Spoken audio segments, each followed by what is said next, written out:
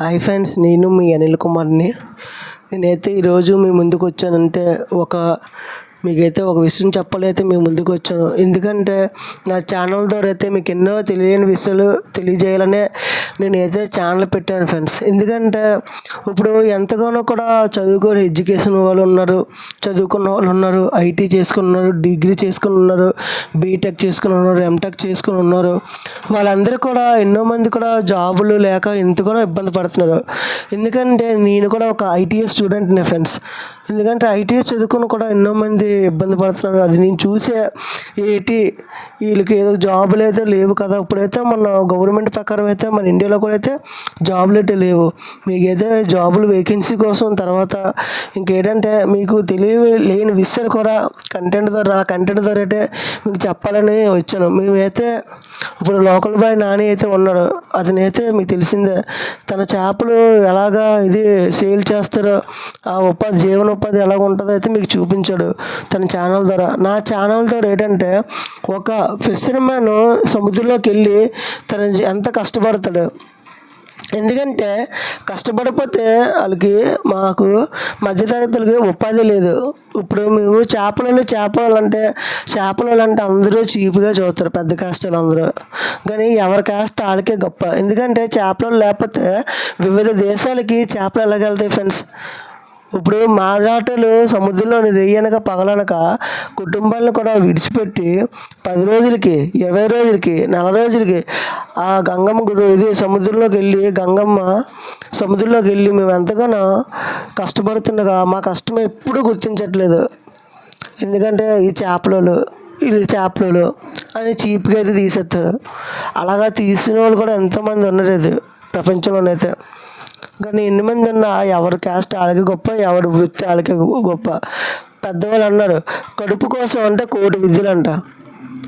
అంతేగాని దొంగతనాలు కానీ తప్పుడు పనులు కానీ మేమైతే చేయకుండా మేము బతుకుతున్నాం. అందువల్ల మా యొక్క క్యాస్ట్కైనా కావచ్చు, చేపల వాళ్ళు కావచ్చు, జాలలు కావచ్చు, ఏ క్యాస్ట్ అయినా ఎప్పుడు మీరు ఏదో తక్కువ చూడకండి. ఎవరి కాస్ట్ వాళ్ళకి గొప్పగా, సరేనా? ఇప్పుడైతే మన ఛానల్ ద్వారా అయితే ఒక ప్రముఖ వ్యక్తిని, ఒక ఫిషర్మ్యాన్ అయితే మీకు పరిచయం చేయాలని నేనైతే మీ ముందుకు వచ్చాను. పరిచయం చేయాలనుకున్న ముందు నా channel subscribe, share, comment my Anil Kumar channel, Anil Kumar for you Telugu vlogs. నా ఛానల్ సబ్స్క్రైబ్ చేసుకుంటే నా ద్వారా మీకు ఇంకెన్నో విషయాలు తెలియజేయలేదు మీ ముందుకైతే నేను వస్తాను. ఇప్పుడైతే ఇంటర్వ్యూ స్టార్ట్ చేస్తున్నాను చూడండి. మా ఇంటర్వ్యూ ఫేస్ టు ఫేస్ ముఖాముఖి.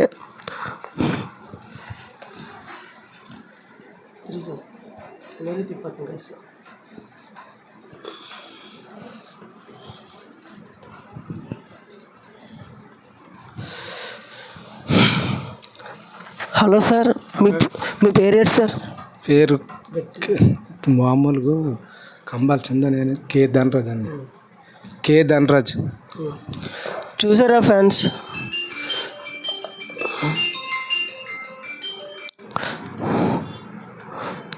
మీ పేరేంటి సార్? కే ధనరాజ్. సార్, మీరు ఎన్ని సంవత్సరాలు బట్టి ఇలాగా మత్స్యకారులు అయ్యి ఉండి మీరు ఎన్ని సంవత్సరాలు బట్టి ఈ ఫీల్డ్లో ఉన్నారు సార్? ఈ వృత్తిలో ఎన్ని సంవత్సరాలు బట్టి మీరు బతుకుతున్నారు? ఈ వృత్తిలో ఎన్ని సంవత్సరాలు? నాకు 15 సంవత్సరాల నుంచి ఈ వృత్తిలో కష్టపడుతున్నాను సముద్రంలో. అప్పుడు వల్ల ఊర్లో ఉండేవాళ్ళం, ముక్కాం గ్రామం అనే ఊర్లో ఉండేవాళ్ళం. ఊర్లో ఉంటే ముక్కాం గ్రామం అని ఊర్లోనూ ఒకప్పుడు ముక్కాం గ్రామం అని అప్పుడు ఊర్లోనూ ఉండేవాళ్ళం.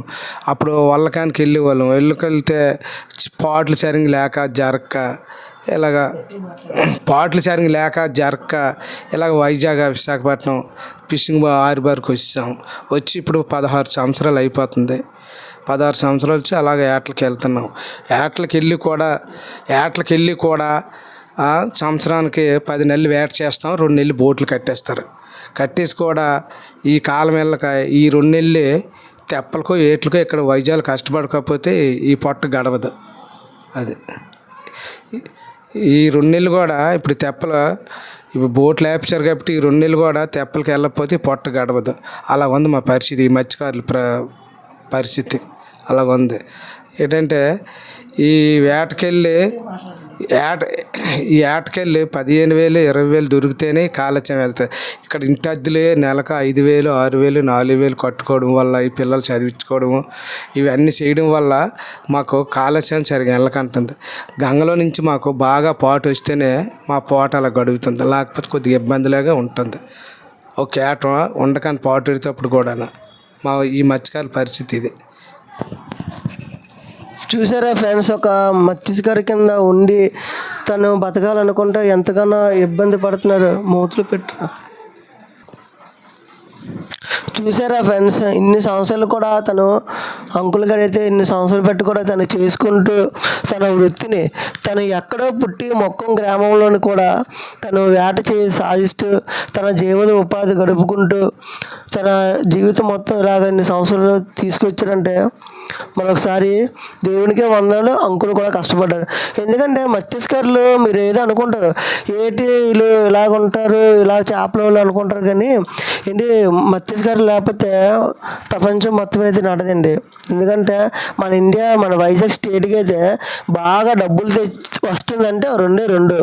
ఒకటి విసిటి విశాఖ కంటైనర్ పోర్ట్ టెస్ట్లో డబ్బులు వస్తున్నాయి. తర్వాత సెకండ్ జెట్టి ఫిషింగ్ హార్బర్. ఎందుకంటే ఒక్కొక్క మత్స్యకారులు మన ఉపాధి కోసం వెళ్ళి డబ్బులు తెచ్చి బతుకుతున్నారు. దానివల్ల అంకుల్ చూడండి ఇన్ని కష్టాలు పడుతున్నారు. కాబట్టి మనం అతని కష్టాలు అయితే మనం తెలియజేయాలనే ఇప్పుడు మన ముఖముఖి ఇంటర్వ్యూ అయితే పెట్టాం.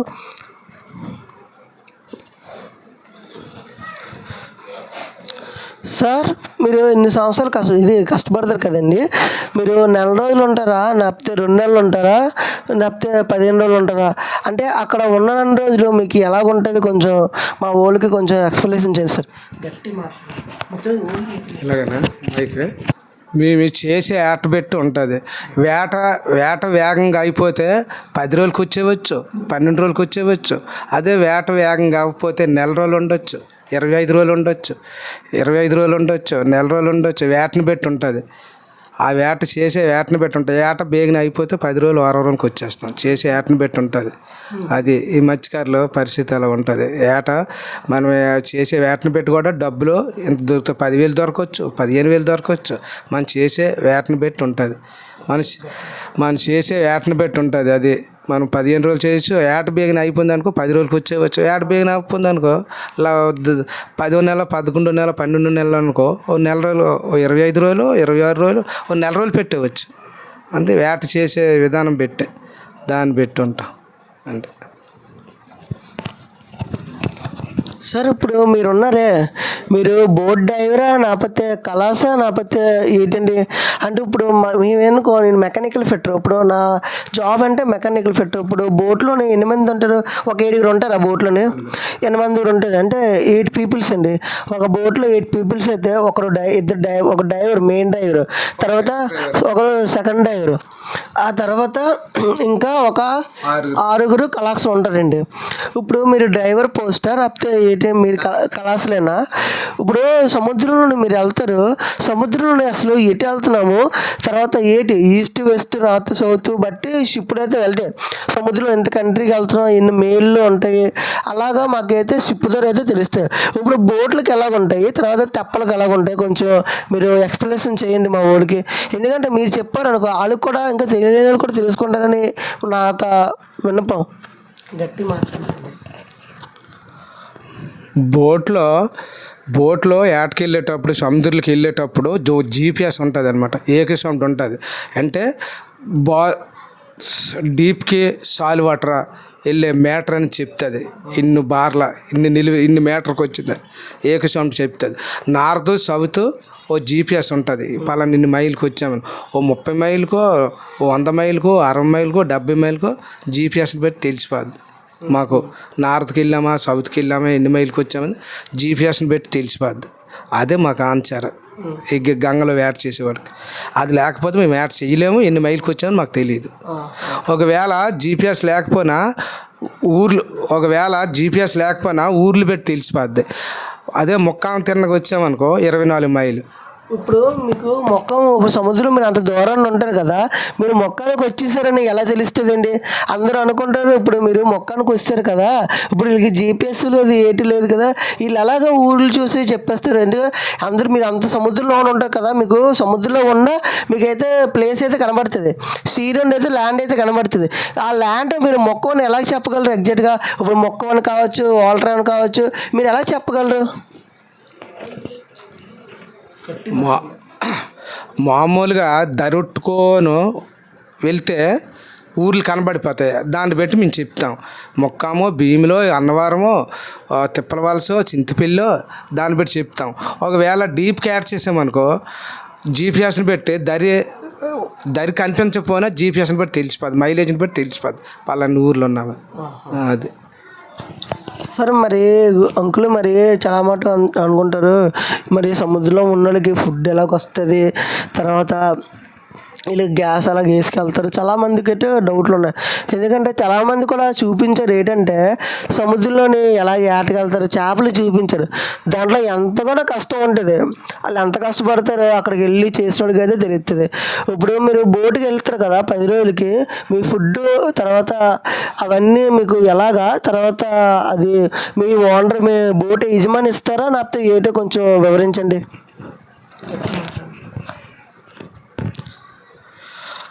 మనం చేసే వేటని పెట్టి 10 రోజులకి వెళ్ళామనుకో 3 బస్తాలు బియ్యం వేస్తారు. అదే 20 రోజులకి వెళ్ళామనుకో 5 బస్తాలు బియ్యం వేస్తారు. ఒకవేళ నెల రోజులకి వెళ్ళామనుకో 6-7 బస్తాలు బియ్యం వేస్తారు. వేసి అదే 5-6 రోజులకి వెళ్ళామనుకో 2 కట్టలు బియ్యం వేస్తారు. దాన్ని బట్టి మనం చేసే వేటని బట్టి రాసిన వేస్తారు. అది అంతా ఓనర్దే. ఆ వేట మనం చేసే నిదానం పెట్టి ఆ ఐసాయిల్కి రాసం తీసి మామూలు చీర కడతారు. అప్పుడు అలా కట్టేవారు. ఇప్పుడు వచ్చే మామూలుగానే ముందేటి ఐస్కాయలకి రాసుకుని తీసి చీర కట్టేవారు కళాశాలకి. ఇప్పుడు అలాగ లేదు, మామూలుగానే ఫిషింగ్ అంత వస్తా కళాశాల చీర కట్టేస్తారు. కట్టేసి ఆ విధంగా ఎంత అని ఇచ్చేస్తారు. 1,00,000 వస్తే 10,000 ఇస్తారు, 2 లక్షలకు వస్తే 20,000 ఇస్తారు, 1,50,000 వస్తే 15,000 ఇస్తారు కళాశాలకి. దాన్ని బట్టి మనం డిక్మంచ్ వరకు అమ్ముకున్న దాన్ని బట్టి కళాశాలకి డబ్బులు దొరుకుతాయి అంటే దాన్ని బట్టి. చూసారా ఫ్రెండ్స్, అందరూ అనుకుంటారు వీళ్ళకి ఏంటి ఇంత డబ్బులు ఉంటాయి, ఇన్ని బోట్లు ఉంటాయి, బోట్లు ఒక్కొక్క బోటు వీళ్ళు ఇంత బోట్ల మీద డబ్బులు సంపాదిస్తారు అనుకుంటారు. కానీ ఒక బోటు కొనాలంటే కనీసం 30 లక్షలు ఉండాలి ఫ్రెండ్స్. 30 లక్షలు ఉంటే వాళ్ళు లక్షాధికారే. కానీ అంత డబ్బులు లేకున్నా ఈ మీ బోటుకి వెళ్ళి మత్స్యకారులు డబ్బులు కోసం, బోటు కోసం తన ఇల్లులు, తన బంగారం అవన్నీ ఎంతగానో అమ్మేసి కూడా వాళ్ళు ఆ డబ్బులతో బోట్లు తయారు చేసి బతుకుతారు. ఎందుకంటే ఒక బోటు కొనమంటే అంత ఆసమాస కాదు. ఒక 30 లక్షలు బోటు కొని వీళ్ళకి ఆయిల్ వేసి, డీజిల్ వేసి, ఐస్ వేసి, రేషన్ వేసి, మళ్ళీ వీళ్ళందరూ నమ్మకమైన వాళ్ళు ఇన్ని మందిని పంపి వీళ్ళు దాని మీద బతుకుతున్నారు. ఒక విధంగా చెప్పాలంటే ఓనర్కి సెల్యూట్ చెప్తాను. ఎందుకంటే ఓనర్ లేకపోతే కళాశాలు లేరు, కళాశాలు లేకపోతే ఓనర్ లేరు. ఎందుకో తెలుసా? ఆ లింక్ ఏంటో మీకు చెప్పాలి, వివరిస్తాను. ఓనర్ అన్నాడు బోటు కొంటాడు, డబ్బులు ఎడతాడు, ఐస్ వేస్తాడు, రేషన్ వేస్తాడు. వర్కర్ లేకపోతే ఎలాగండి బోటు వెళ్తుంది? ఓనర్ నడుపుతాడా చెప్పండి? అందరూ అనుకుంటారు కదా, మీకు డౌట్లు చాలా ఎక్కువ అసలుకే. ఇప్పుడు ఓనరు ఇవన్నీ వేసి ఓనర్ అక్కడ బోటు పట్టుకొని వెళ్తే సముద్రంలోకి చేపలు వస్తాయేటండి? రావు. అందువల్ల ఓనర్ అన్నాడు, ఒక వర్కర్ లేకపోతే ఓనర్ లేడు. ఆడికి ఎన్ని కోట్ల రూపాయలు ఉన్నా వర్కర్ లేకపోతే ఈ ప్రపంచంలో అయితే ప్రపంచం ముందుకు జరగదు. వర్కర్ అన్నాడు very very very very important. అందుకే మీరు ఎవరైనా ఆడు ఏ పనైనా, ఆడు బియ్యం మోసినా, ఆడు సిమెంట్ బట్టలు మోసినా, ఒక వర్కర్కి వాల్యూ ఇచ్చినప్పుడే నీ అంతస్తు కూడా దేవుడు పెంచుతాడు. నువ్వు వర్కర్ వాల్యూ అయితే చాలా మటుకు తెలియదు, చాలామందికి తెలియదు. తెలిసిన వాళ్ళకే తెలుస్తుంది వర్కర్ వాల్యూ ఏదో. ఆ వాల్యూ తెలుసుకున్నప్పుడే మన జీవితాలు అయితే బాగుపడతాయి. చూడండి, ఆ బోర్డు కొన్నా కూడా వర్కర్ లేకపోతే ఉపాధి ఉండదు. అలాంటిది వర్కర్లు 8 మంది కష్టపడితేనే ఆ బోటు వెళ్తుంది. ఆ బోటు వెళ్ళి డబ్బులు వస్తాయి. తర్వాత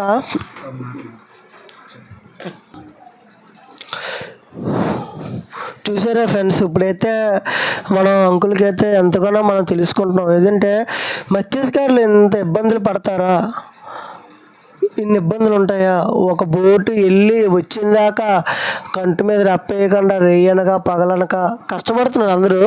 కానీ మీరు ఇంకా కష్టపడతారండి. సముద్రం అంటే తల్లి కడుపులోకి వెళ్ళేసి వచ్చినట్లే. సముద్రంలోకి వెళ్ళాడు, రాకపోతే మిగతా మనం ఏం చేయలేమండి. వాళ్ళు వెళ్ళి ఏటకెళ్ళి వచ్చిందాక కూడా ఎంతగానో టెన్షన్ పడతాం. ఇంట్లో వాళ్ళకైతే మనసు నిద్ర ఉండదు, టైంకి తిండి ఉండదు. ఎందుకంటే వెళ్ళారా వచ్చారా ఏటి మీరు చూసే ఉంటే న్యూస్ పేపర్ దొరకడా ఎన్నో మంది చనిపోయారండి. చేపల ఆటకెళ్ళి ఎన్నో మంది చనిపోయారండి. కానీ చనిపోయిన ఈ కడుపు కోసం, ఈ కడుపు బతకాలంటే ఏదో ఒకటి చేయాలి కాబట్టి ప్రాణాలకి తెగించి కూడా అంత మేలుకి వెళ్ళి యాడ్ చేస్తాడంటే మరొకసారి మా మత్స్యకారులకి మీ సపోర్ట్ ఎప్పుడూ ఉండాలని మనస్ఫూర్తిగా అయితే కోరుకుంటున్నానండి. నెక్స్ట్ ఇంకేంటంటే, ఇప్పుడు గురుగారు, ఇప్పుడు మీరు చేపలు పడతారు కదండి, మీకు సముద్రంలో నేవీ వాళ్ళు మీకు లైసెన్స్ గట్రా అడుగుతారా? బోటుకి లైసెన్స్ ఉంటుందా ఉండదా? ఇప్పుడు బైకులు కనుక లైసెన్స్, ఇన్సూరెన్స్ అండ్ సీ బుక్లు అన్నీ ఉంటాయి. ఇప్పుడు బోటుకి లైసెన్స్ ఉంటుందా? తర్వాత మీకు సముద్రం మధ్యలో ఉన్నప్పుడు నేవీ వాళ్ళు మీకు ఆపుతారు అంటే బోర్డర్ దగ్గర చాలా మట్టుకు కూడా మన ఈ సముద్రంలో ఉన్న అన్ని కంట్రీలు మ్యాక్సిమం బోర్డర్ క్రాస్ చేస్తే వేరే కంట్రీలకు మనం ఎంటర్ అయిపోతాం. ఇప్పుడు అలాగా మీరు బోర్డర్ దగ్గరికి వెళ్ళినప్పుడు నేవీ వాళ్ళు మీకు బోర్డర్ దగ్గర ఉండరా అంటే చాలా మటుకు నాకేది డౌట్. ఈ సముద్రంలోకి వెళ్ళిపోతే బోర్డర్ వస్తాయి కదా మన ఇండియాకి. సపోజ్ ఎగ్జాంపుల్ చెప్తున్నానండి, ఉదాహరణ. మన ఇండియాకి పాకిస్తాన్కి బోర్డర్ ఉంటుంది. ఆ బోర్డర్ దగ్గర వెళ్ళిపోయిన తర్వాత నేవీ వాళ్ళు ఉండరా? తర్వాత మీరు అంత దూరం వచ్చిన తర్వాత మీరు వెళ్ళిపోమంటారు లేదని కొంచెం మా వాళ్ళకి చెప్పండి కొంచెం.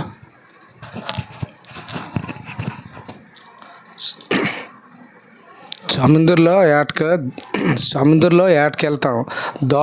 అదే లాంగ్ వెళ్ళామనుకో అడుగుతారు కాగితాలు, బోట్లో కాగితాలు చూపించాలి.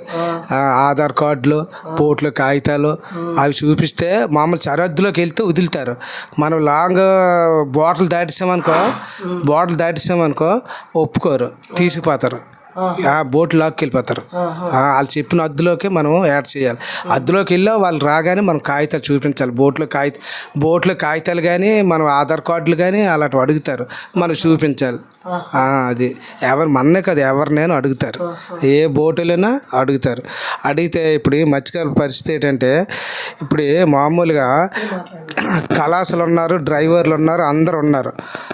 కళాశాలు ఉన్నారు, డ్రైవర్లు ఉన్నారు, అందరు ఉన్నారు. ఏంటంటే కళాశాలకి డ్రైవర్లు తేడా ఏంటంటే, కళాశాలకి ఒక భాగం అయితే డ్రైవర్కి 2 భాగాలు. అలాంటిది కళాశాలకి 10,000 దొరికితే డ్రైవర్కి 20,000 దొరుకుతాయి. 20,000 దొరికితే దాన్ని పెట్టి మనం చేసుకునే జాగ్రత్తను బట్టి ఉంటుంది, మనం చేసే ఖర్చులు బట్టి ఉంటుంది.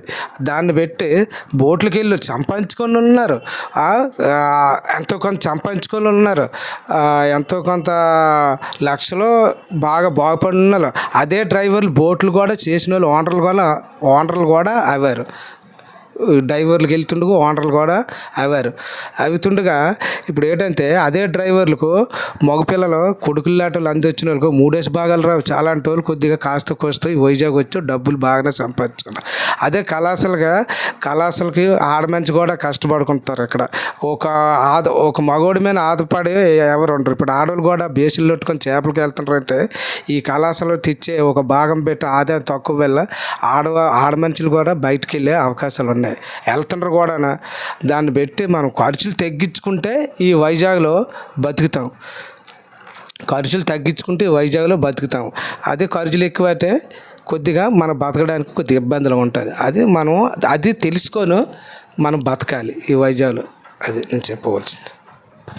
సార్, మరి అలాగైతేనండి ఇప్పుడు బోట్లకి వెసలకి ఏటి తేడా ఏంటి అసలు? ఇప్పుడు బోట్లు ఉన్నాయి, మనం చేపలకి వెళ్తాం. ఇప్పుడు వెసళ్ళు ఉన్నాయి, వెసలకి దానికి తేడా ఏంటి అంటే ఇంజిన్ కెపాసిటీయా, లేకపోతే అవి మనం ఫిషింగ్ కంటే ఎక్కువ చేపలు తెస్తాయి ఏంటండి? అంటే చాలా మటుకు కూడా ఇప్పుడు మన మిడిల్ క్లాస్ వాళ్ళందరూ బోట్లు చేస్తారు మ్యాక్సిమం. ఇప్పుడు ఈ వెసళ్ళు కూడా నడిపిన మన క్యాస్ట్లో ఉన్నారా? అంటే ఓన్లీ మన క్యాస్ట్లో ఓన్లీ బోర్డుల దాకా పరిమితం ఉంది. ఇప్పుడు మన క్యాస్టులు కూడా చాలా మటుకు కూడా సీమెన్ల కింద అయితే బయట కంట్రీలోనే బాగా సెటిల్ అయిపోయింది. ఇది దుబాయ్ వెళ్ళారు, తర్వాత సింగపూర్, యూరోప్ కంట్రీస్లో కూడా మన క్యాస్టులు చాలా మటుకు ఉన్నారు. ఒకప్పుడైతే ఎవరో వెళ్ళేవారు, ఇప్పుడు అలా కాదు. చాలా మటుకు కూడా మన క్యాస్ట్ వాళ్ళు కూడా చదువుకొని లైఫ్లో అయితే బాగా సెటిల్ అవుతున్నారు అయితే నేనైతే చూస్తున్నాను. ఎందుకంటే మా ఫ్రెండ్స్, ఎందుకంటే ఒకప్పుడు మాకు కూడా మా నాన్నమ్మ గారు అయితే బోర్డు చేసారు. బోర్డు చేసి ముగ్గురు అన్నదమ్ముల ద్వారా మాది ఒక స్టోరీ ఉంది మీకు చెప్పాలనుకుని నేను ముందుకు వచ్చాను. ఏంటంటే ఈ సందర్భంలో ఒకప్పుడు నేను చిన్న వయసు అప్పుడు మా నాన్నమ్మ గారు బోర్డు చేశారు. బోర్డు చేసి వాళ్ళిద్దరికి ముగ్గురు కొడుకుని పెట్టి కూడా బోర్డు అయితే నడిపించారు. కానీ ప్రకారంగా బోర్డు అయితే నాశ అయిపోయి మేము రోడ్డుపైకి అయితే వస్తాం. మా దగ్గర 50 తులాల బంగారం అమ్మేసాం ఆ బోటు కోసం. బోటు మొత్తం నాశ అయిపోయి 50 తులాల బంగారం అమ్మేసి రోడ్డుపైకి వచ్చేసిన అప్పులోళ్ళు రాకపోతే అప్పులోళ్ళు బాగా తట్టుకోలేక మేము ఎన్నో స్ట్రగుల్ అయ్యాం. బోట్లు పెట్టి బాగుపడిన వాళ్ళు ఉన్నారు, అలాగా చెడిపోయిన వాళ్ళు కూడా ఉన్నారు. అలాగా ఇప్పుడైతే ఎన్నో, ఎందుకంటే ఇవన్నీ మీకు వివరించి చెప్తున్నానంటే వీళ్ళు బోటుకి వెళ్తారు కదా, వీళ్ళకేంటి, వీళ్ళు చేపలు వస్తాయి అనుకుంటారు. కానీ దాని వెనకాల కష్టం అయితే తెలియనే చెప్తున్నాను. అలాగే నేను మా వాళ్ళ కోసం ఒకటి చెప్పట్లేదు, ఎవరి కష్టం వాళ్ళదే అండి. కష్టపడకుండా ఏంటి చాలదు, రాకుండా వచ్చింది ఎన్ని రోజులు నిలబడదు. అలాగా నేను చెప్తాను. ఇప్పుడైతే మన అంకుల్ని ఒకటి అడుగుతప్పుడు చేపలు ఉన్నాయి కదండి, మీకు చేపలు పడతారు కదా, చేపలు పట్టిన ప్రొసీజర్ ఏంటి అంటే ఎలాగ చేపలు పడతారు, వల ఎలాగేసి చేపలు పట్టిన చేపలను బోటును ఎంతసేపు మీరు స్టాక్ పెడతారు, ఐస్లో పెట్టిన తర్వాత మీరు ఎన్ని రోజులకు వచ్చారు అంటే ఎక్కువ రోజులు ఉంటే మీరు చేపలు అయితే పాడైపోతాయి. మీకు అందరికీ తెలిసిందే. ఎందుకంటే ఇప్పుడు మనమేనా ఇప్పుడు కూరకి వెళ్తాం మార్కెట్కి, చేప కొనుక్కొని తెచ్చి ఫ్రిడ్జ్లో వారం 2 వారాలు 3 వారాలు పెట్టి తింటే బాగుంటుందండి, పాడైపోద్ది కదా. అలాగా చేపలు మీరు ఫ్రిడ్జ్లో అది బాక్స్లో పెడతారు, పెట్టి ఎన్ని రోజులు నిల్వ ఉండడానికి మీరు ఉంచుతారు అది ఒకసారి వివరించండి. తర్వాత చేపలు పట్టే విధానం ఏంటో ఒకసారి మా ఊరికి కొంచెం చెప్తారు మనస్ఫూర్తిగా కోరుకుంటున్నాను. గట్టిగా చెప్పండి. మీరు అన్నారు కదా ఇంతకుముందు ఎసళ్ళు ఉన్నాయి, ఎసళ్ళు కూడా అదే ఫిషింగ్ హార్బర్లో గంగలో వేట చేసే ఎసలు కూడా ఉన్నాయి. ఇప్పుడు కూడా ఎందుకు లేవని మీరు అడిగారు కదా అనిల్ గారు, ఒక మాట ఇప్పుడు చెప్తున్నా. ఏంటంటే అప్పుడు మేము బోట్లు రాకముందు ఊర్లు ఉండేటప్పుడు మా చిన్నపిల్లలప్పుడు చిన్నపిల్లలు అంటే మాకు తెలుసు, ఒక వేటకి వెళ్ళేటప్పుడే అప్పుడు బోట్లు తక్కువ, ఎసళ్ళు ఎక్కువ. ఎసళ్ళు అంటే అప్పుడు బోట్లు తక్కువ చేతన ఎసలకు కూడా చేప ఎక్కువ పడేది. చేప కానీ రిజికి ఎక్కువ వేట చేసేవారు. అప్పుడు ఆయిల్ డబ్బులు వచ్చేసేవి. కూడా ఎసలు అలాగా రొటీన్ యాడ్కి వెళ్తుండగా ఆయిల్ డబ్బులు వచ్చి యాడ్ చేసి అలాగ వెళ్ళేవి. ఇప్పుడు బోట్లు ఎక్కువైపోవడం వల్ల, స్పీడ్ బోట్లు ఎక్కువడం వల్ల ఎసలకు కూడా యాడ్ చేయనాక అవకాశం తక్కువ అయిపోయింది. చూస్తే బోటుకు ఎసలకు బోల్డ్ తేడా. బోటుకు ఇప్పుడు కూడా మినిమమ్ 100, 120, 130, 150, 200 దాకా కాయల బోట్లు ఉన్నాయి. అదే వెసలైతే ఆయిల్ ఎక్కువ కాలుతుంది. మన బోటులో యాడ్ చేసేటప్పుడు బోట్లకు ఆయిల్ డబ్బులు రాకపోవడమే కష్టం. అదే అసలు ఆయిల్ ఎక్కువ కాలుతుంది కాబట్టి వాళ్ళకి ఆయిల్ డబ్బులు రాకపోతే ఇంకా నాశ అయిపోతారు. దాన్ని బట్టి బోట్లు ఎక్కువ అయిపోవడం వల్ల ఎసలు కూడా ఆపేసి ఎన్నో కొన్ని అలాగే నీటిలో నీరు వృధా అయిపోయి అలాగా మునిగిపోవడం కానీ, ఎప్పుడెప్పుడో ఎవరెవరికో ఎసలు పెద్దోళ్ళు అమ్మేయడం కానీ అలా జరిగాయి. ఎందుకు ఇప్పుడు ఎసలు యాడ్ చేయడం తక్కువ అయిపోయి ఫిషింగ్ హార్బర్లు బోట్లు ఎక్కువ అయిపోయినాయి. ఇప్పుడు మీరు అన్నారు కదా ఒక మాట అనిల్ గారు, ఇప్పుడు చేపలు ఎన్ని రోజులకి ఎలాగ ఉంటున్నాయి అంటే ఒక మాట 10 రోజులకి వెళ్తున్నాం, 10 రోజులకి వెళ్తే 6 టన్నులు 7 టన్నులు ఐస్ చేసుకుంటాం. అదే 20 రోజులకి వెళ్ళిపోటు 12 టన్నులు 13 టన్నులు ఐస్ చేసుకుంటాం. ఇంకా ఎక్కువ వెళ్తే 18 టన్నులు 15 టన్నులు ఏటకి ఓన్లీ నెట్టకి, ఇవి నెట్ ఫిషింగ్, వల్ల ఫిషింగ్. అదే తాడేటలకి వెళ్తే 24 టన్నులు 20 టన్నులు 18 టన్నులు అలా వేసుకుంటారు. అంత మీరు అన్నారు కదా చేపలు పాడైపోతాయని. చేపలు మనం వలేస్తే 2 గంటలు 3 గంటలు నడిపేయచ్చు. ఇప్పుడు 10 గంటలకు వేసామనుకో మధ్యాహ్నం 1 గంటన్నరకు ఆలింగ్ చేస్తాం, ఆ చేపలు వస్తాయి. ఆలింగ్ అంటే వల నాగడం. అది కాదు, ఆలింగ్ అంటే ఏంటండి? అంటే ఆలింగ్ అంటే మాకు తెలియాలి కదా. ఆలింగ్ అంటే వాళ్ళు లాగుతాం అనమాట. అంటే వాళ్ళు లాగుతారు అన్నారు కదా మీరు. ఎలాగంటే ఇప్పుడు పడవలకు అనుకోనండి హ్యాండ్తో మనుషులైతే లాగుతారు, ఈ బోట్లకి అంత చేప ఉంటుంది కదా, మిషన్ ఉంటుందా? మిషన్ అంటే వైర్లు వెళ్తాయి కదా, 2 వాటర్ బల్లలు ఉంటాయి, బల్లలతో వాళ్ళతో అవి వైర్ ఉంటుంది, ఇంచి రమ్ములుంటే ఇంచి బెల్ట్ వేసి నాగిస్తాం బల్లల వరకు. మామూలు రెక్కలతో మనం యాండతో నాకుకోవడమే, చీప్ తాళ్ళు వాళ్ళు లాగేసుకోవడం. చేపడ్డది అనుకో పైనుంచి కప్పి వస్తుంది, కప్పి వచ్చి చిలిమేసి తగిలిచ్చి మూట వేసేయడమే. కొన్ని ఆవుస్తుంటాయి, కొన్ని చచ్చిపోయి ఉంటాయి. ఆ చేప టక్ టక్ గేడింగ్ చేసేయడమే.